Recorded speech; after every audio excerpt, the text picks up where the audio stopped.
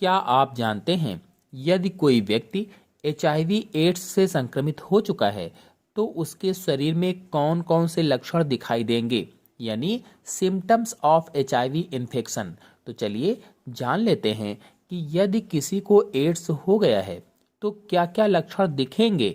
चलिए जानते हैं 10 प्रमुख लक्षण।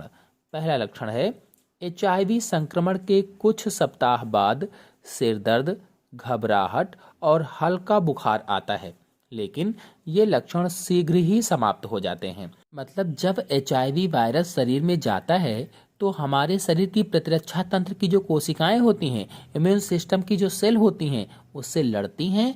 इसी बीच हमें बुखार हल्का सा आता है। फिर अगला पॉइंट है रोगी को लगातार बुखार आना, यानी शुरुआती लक्षणों के बाद में, वो तो शुरुआती लक्षण था जो बुखार आया, इन लक्षणों के बाद में लगातार बुखार बना रहता है। आप दवाई खाओगे तो थोड़ा कम हो जाएगा, इसके बाद फिर आ जाएगा। मतलब बार बार बुखार आता रहता है, लगातार बुखार बना रहता है। फिर अगला पॉइंट है लगातार दस्त लगना।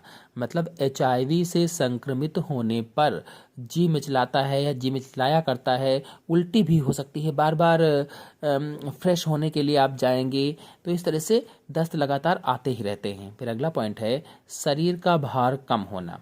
चूंकि एड्स का वायरस एचआईवी हमारे शरीर के प्रतिरक्षा तंत्र अथवा इम्यून सिस्टम को खराब करता है, जिससे पेट दर्द है, दस्त है, जुकाम है, बुखार है आदि बहुत सारी बीमारियां हो जाती हैं। बहुत सारे रोग घेर लेते हैं।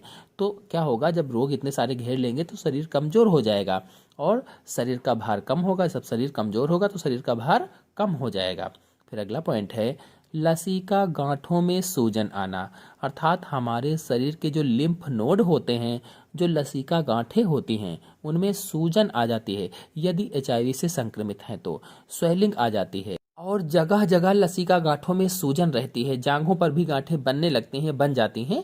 जोड़ों में बिना किसी कारण दर्द होने लगता है। फिर नेक्स्ट पॉइंट है रात्रि में पसीना आना।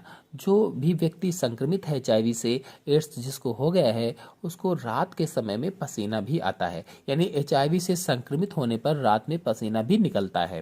फिर अगला पॉइंट है पूरे शरीर में थकान रहना।